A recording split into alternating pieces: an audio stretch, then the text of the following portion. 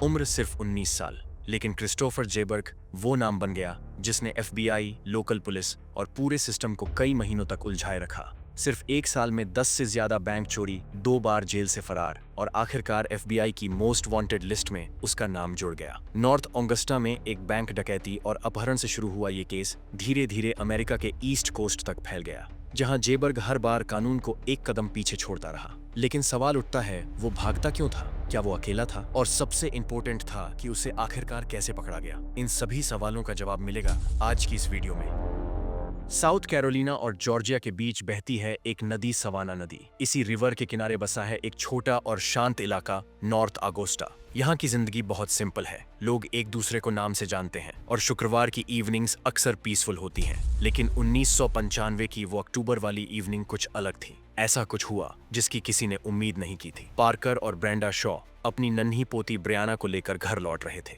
हर हफ्ते की तरह ये उनका रूटीन था, क्योंकि उनकी बेटी एमी शॉप बैंक में लेट ड्यूटी करती थी, तो जब तक एमी का काम खत्म होता, पार्कर और ब्रेंडा ब्रियाना का ख्याल रखते थे। उस दिन भी सब कुछ वैसा ही लग रहा था जब तक वो घर नहीं पहुंचे। जैसे ही पार्कर ने गैराज का दरवाजा रिमोट से खोलना चाहा, कुछ गड़बड़ थी। रिमोट ने काम करना बंद कर दिया। थोड़े परेशान होकर पार्कर घर के अंदर गए, गैराज को मैनुअली खोलने के लिए। लेकिन उन्हें अंदाजा नहीं था कि इस बार घर की खामोशी के पीछे डर छिपा हुआ था। जैसे ही उन्होंने दरवाजा खोला, 2 अनजान आदमी अचानक सामने आ गए। एक पल में ही उन्होंने पार्कर को काबू में कर लिया, टेप से बांधा और सीधा बेडरूम में बंद कर दिया। बाहर ब्रेंडा अब भी ब्रियाना को गोद में लिए खड़ी थी, सोच रही थी इतनी देर क्यों हो रही है।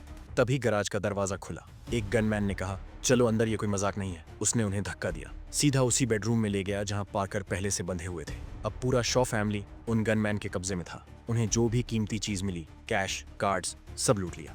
लेकिन उनकी असली मंशा कुछ और थी। जो शख्स लीड कर रहा था उसने साफ कहा, हम यहाँ तुम्हारी बेटी के लिए आए हैं और बैंक के पैसे के लिए। उनका प्लान था एमी के घर लौटने का इंतजार करना, उसे कंट्रोल करना और फिर बैंक को लूट करना। अब ब्रेंडा को लिविंग रूम की एक विंडो के सामने खड़ा कर दिया गया, जहाँ से साफ दिखता था कि एमी कब आएगी, और अब उनका असली खेल शुरू होने वाला था। लेकिन जैसे ही एमी घर पहुंची, उसे कुछ अजीब सा महसूस हुआ। जो दरवाजा आमतौर पर खुला रहता था, वो इस बार लॉक्ड था। एमी को एक पल में समझ आ गया, कुछ ठीक नहीं है। घर के अंदर से गनमैन ने ब्रेंडा को दरवाजे की तरफ भेजा। जैसे ही एमी ने नॉक किया, मेन सस्पेक्ट ने खुद दरवाजा खोला और बिना एक पल गवाए एमी को पकड़ लिया। अब तस्वीर साफ हो चुकी थी। उन्होंने एमी को बताया कि वो काफी समय से उसे मॉनिटर कर रहे थे। उसकी डेली रूटीन कब आती है, कब जाती है, कब वनरेबल होती है, सब कुछ उन्हें पता था। अब अगला स्टेप था बैंक रॉबरी। उन्होंने एमी से पूछा, बैंक का सिक्योरिटी सिस्टम कैसे काम करता है। एमी को अपनी ट्रेनिंग के दौरान ये सिखाया गया था कि ऐसे हालात में अगर कोई ज्यादा विरोध करे तो चीजें और खतरनाक हो सकती हैं। इसलिए उसने जवाब दिया, मैं आपको बैंक तक ले जा सकती हूँ, लेकिन वॉल्ट खोलने के लिए 2 पासवर्ड की जरूरत होती है और मेरे पास सिर्फ एक ही पासवर्ड है। लीडर का जवाब था, जो होगा देखा जाएगा। अगर कोई चालाकी की तो इसका असर तुम्हारे परिवार पर पड़ेगा। अब एमी को एक कार में बैठा दिया गया। बाकी सभी पार्कर, ब्रिंडा और छोटी ब्रियाना घर में ही बंद थे। जब एमी को लेकर किडनैपर निकले तो उसने एक और चाल चली। उसने अपना मास्क उतार दिया ताकि रास्ते में किसी को शक ना हो। गन पॉइंट पर एमी को कार ड्राइव करने के लिए कहा गया। उन्होंने साउथ कैरोलिना से सवाना रिवर पार की और पहुंचे जॉर्जिया, जहां एमी बैंक में काम करती थी। बैंक के पास पहुंचते ही किडनैपर ने कहा, गाड़ी को धीरे धीरे बैंक के चारों तरफ घुमाओ, देखना है कहीं कोई क्लीनिंग स्टाफ तो अंदर नहीं है। एमी के मन में एक उम्मीद जगी, अगर मैं एटीएम कैमरे के पास गाड़ी रोक दूं तो शायद कैमरा किडनैपर का चेहरा रिकॉर्ड कर ले। उसने एग्जैक्टली वही किया। गाड़ी रोकी और कुछ सेकंड्स तक वहीं रुकी रही। किडनैपर को जब सब कुछ नॉर्मल लगा तो उसने कहा, अब पीछे वाले दरवाजे से अंदर चलो। अंदर जाने से पहले उसने एक और वार्निंग दी, हर एक मूव मुझे बताना होगा। अगर कोई अलार्म छेड़ा गया तो मैं तुरंत जान जाऊंगा। एमी ने उसे सिक्योरिटी अलार्म सिस्टम दिखाया जिससे वो डिसेबल कर सकती थी। लेकिन जैसा उन्होंने पहले भी बताया था, वॉल्ट खोलने के लिए 2 पासवर्ड चाहिए होते हैं और उसके पास सिर्फ एक था। दूसरा कोड किसी और एम्प्लॉई के पास था। किडनैपर ने एक बार फिर धमकी दी, अगर वॉल्ट तक नहीं पहुंचे तो तुम्हारे फैमिली की सेफ्टी की कोई गारंटी नहीं। उधर घर के अंदर का माहौल अब धीरे धीरे और भी ज्यादा टेंस होता जा रहा था। गनमैन बेचैन दिख रहे थे। उनकी उंगलियां अब भी गन्स पर टिकी हुई थीं और फिर अचानक एक हैंडगन चल गई। गोली की आवाज ने घर के अंदर मौजूद सभी को हिलाकर रख दिया। सबको डर था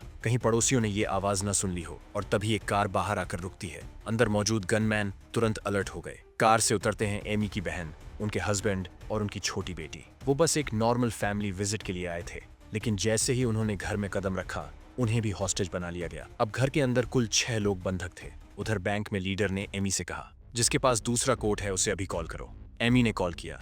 शुरुआत में उसकी कोवर्कर कुछ समझ नहीं पाई। एमी ने धीरे धीरे समझाने की कोशिश की कि उनका पूरा फैमिली इस वक्त खतरे में है, लेकिन जब बात आगे नहीं बढ़ी, किडनैपर ने फोन छीन लिया। उसने सीधा धमकी दी, अगर कोड नहीं मिला तो मैं खुद आ जाऊंगा। डर और दबाव के बीच आखिरकार कोवर्कर ने दूसरा कोड भी बता दिया, लेकिन लीडर ने कॉल डिस्कनेक्ट नहीं की। वो चाहता था कि कन्वर्सेशन चालू रहे ताकि कोई पुलिस अलर्ट ना कर सके।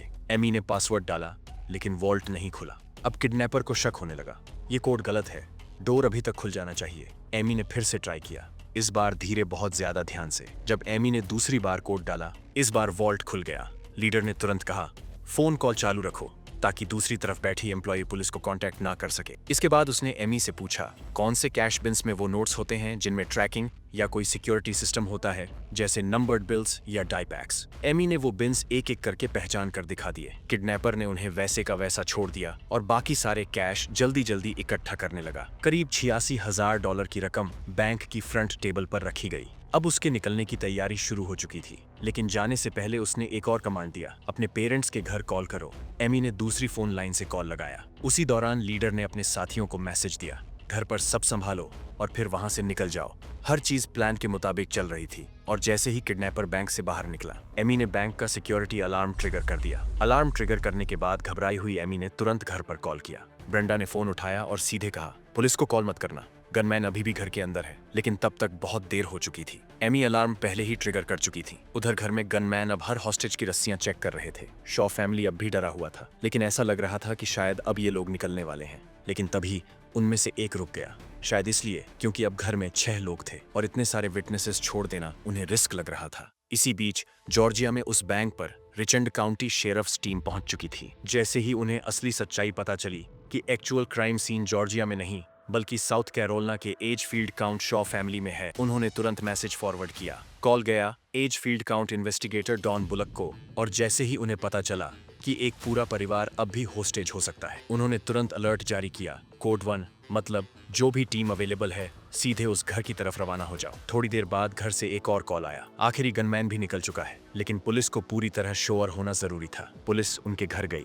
शेरिफ्स ऑफिस एक एक रूम की तलाशी ली गई और फिर कंफर्म हो गया सारे घुसपैठिए जा चुके थे। शॉ फैमिली अब सेफ थी। शारीरिक रूप से किसी को कोई चोट नहीं आई थी, लेकिन मेंटल ट्रॉमा इतना गहरा था कि उसे शब्दों में बयान करना आसान नहीं। ये एक ऐसा एक्सपीरियंस था जो शायद पूरी जिंदगी नहीं भुलाया जा सकेगा। पुलिस ने फैमिली से पूछताछ शुरू की कि उन्होंने गनमैन का चेहरा देखा या नहीं, लेकिन कोई भी उनके चेहरों को क्लियरली पहचान नहीं पाया। फैमिली बस इतना बता सकी कि सभी अटैकर्स अफ्रीकन अमेरिकन मेल्स थे, हेवली आर्म्ड और बहुत अग्रेसिव। पार्कर ने बताया कि उनमें से एक ने उनके सिर पर गन तानी थी, लेकिन गोली नहीं चली। जब अपराधी चले गए तो फैमिली ने किसी तरह खुद को फ्री किया और पुलिस का इंतजार करने लगी। पार्कर ने यह भी बताया कि किडनैपर्स उनके दामाद की कार की कीज भी ले गए थे। उन्होंने कार का डिस्क्रिप्शन और किडनैपर्स के आउटफिट्स के बारे में डिटेल्स दी। इसके बाद तुरंत एक एपीबी जारी किया गया। एपीबी का मतलब ONL पॉइंट्स बुलेटिन, एक आपात सूचना जो पुलिस सभी यूनिट्स को भेजती है ताकि किसी संदिग्ध या गुम व्यक्ति को तुरंत ढूंढा जा सके। रिचर्ड काउंट पुलिस ने FBI को इन्फॉर्म कर दिया। FBI agent Jerry Jones Augusta Georgia office से पहुंचे और उन्होंने एमी से डिटेल्ड पूछताछ की।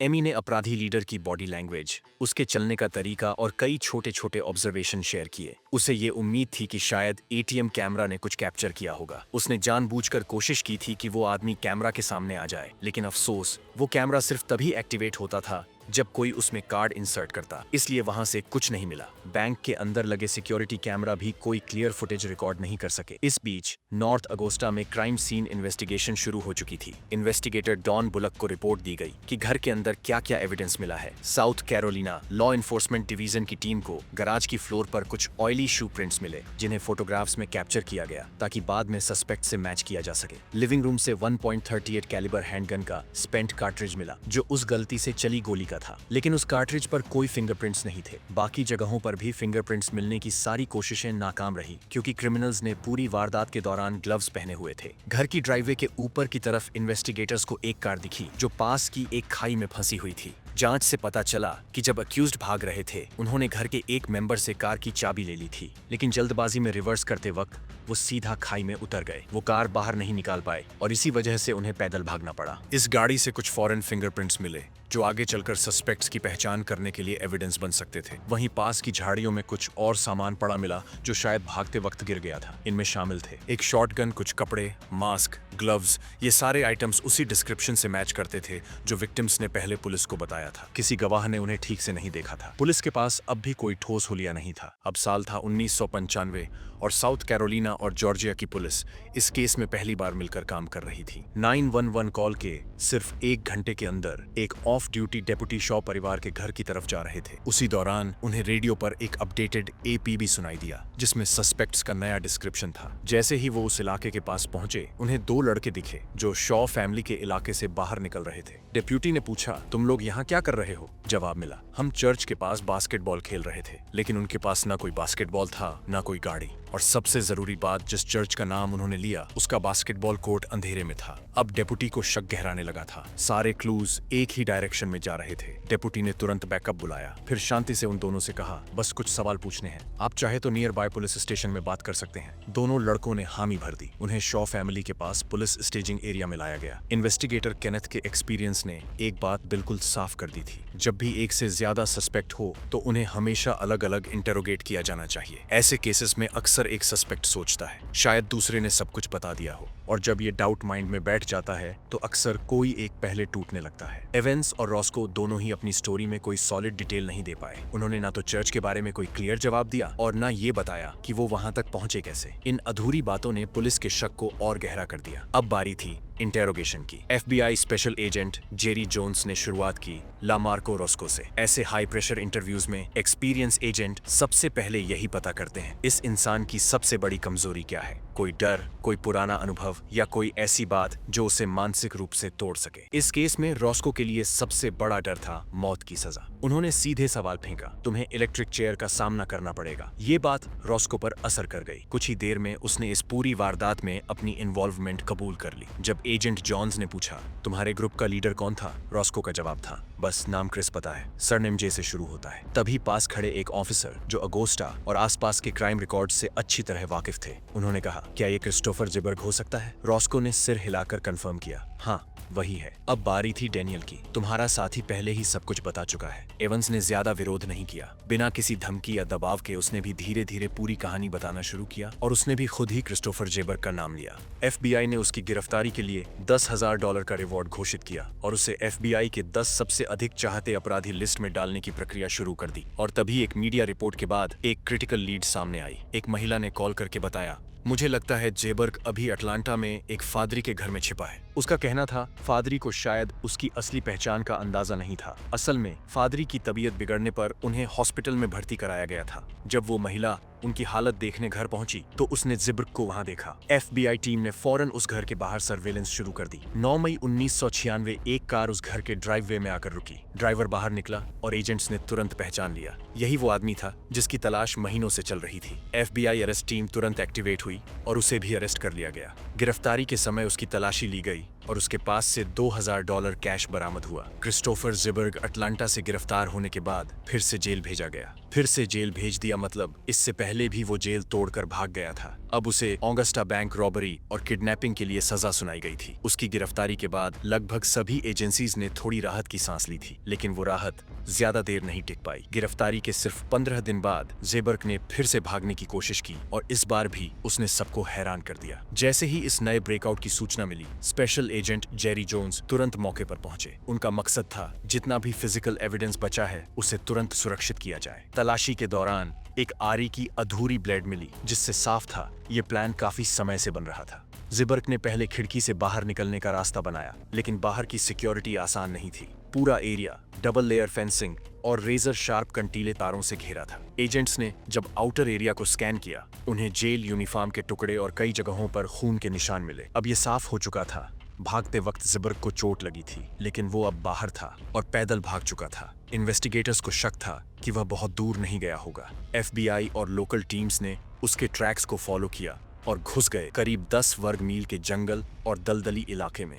जल्द ही ट्रैकिंग डॉग्स लाए गए जिन्होंने उसकी मूवमेंट डायरेक्शन कंफर्म की, लेकिन घना जंगल, दलदल और गर्मी का मौसम हर कदम को और मुश्किल बना रहे थे। कई दिनों की सर्च के बाद भी जब हाथ नहीं आया, अब टीम ने तय किया उन्हें टेक्नोलॉजिकल सपोर्ट चाहिए।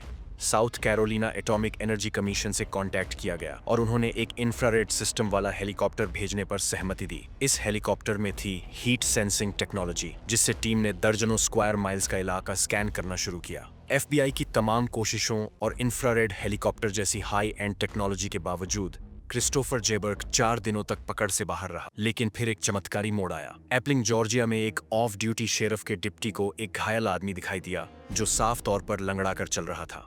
उसे शक हुआ और उसने तुरंत स्टेशन को कॉल किया। कई ऑफिसर्स पूरे एरिया में फैल गए और थोड़ी ही देर में जेबर्ग को एक प्राइमरी स्कूल के पीछे जंगल के अंदर से ट्रैक करके गिरफ्तार कर लिया गया। अब वो फिर से कस्टडी में था। 2 हफ्ते बाद उस पर फाइनली ट्रायल चला। अगोस्टा बैंक रॉबरी और एमी शॉ, उनके परिवार के किडनैपिंग के चार्जेस में असिस्टेंट US अटॉर्नी रिचर्ड गोल्सबी ने कोर्ट में पूरी ताकत से दलील दी। हमारा काम है कम्युनिटी की सुरक्षा और इस केस में यही जरूरी था कि हम कोर्ट से मैक्सिमम सजा मांगे। कोर्ट का फैसला लाइफ इम्प्रिजनमेंट, साथ में 5 साल की अतिरिक्त सजा, और ये सजा दी गई लेवनवर्थ फेडरल प्रिजन कैंसास में बिना किसी की संभावना के। लेकिन जेबर्ग अब भी नहीं बदला था। कुछ ही हफ्तों बाद उसे फिर से भागते हुए पकड़ा गया। इस बार वो एक ट्रक के नीचे लटक कर जेल से बाहर निकलने की कोशिश कर रहा था। वो लगभग मेन गेट तक पहुंच चुका था। अब उसे ट्रांसफर कर दिया गया अटलांटा, जॉर्जिया की मैक्सिमम सिक्योरिटी फेडरल पेनिटेंशरी में। इंटरेस्टिंग इन्फॉर्मेशन के लिए वीडियो को लाइक करके चैनल को जरूर से सब्सक्राइब कर लीजिए ताकि आने वाली इंटरेस्टिंग वीडियो आप तक आती रहे। मिलते हैं अगली वीडियो में।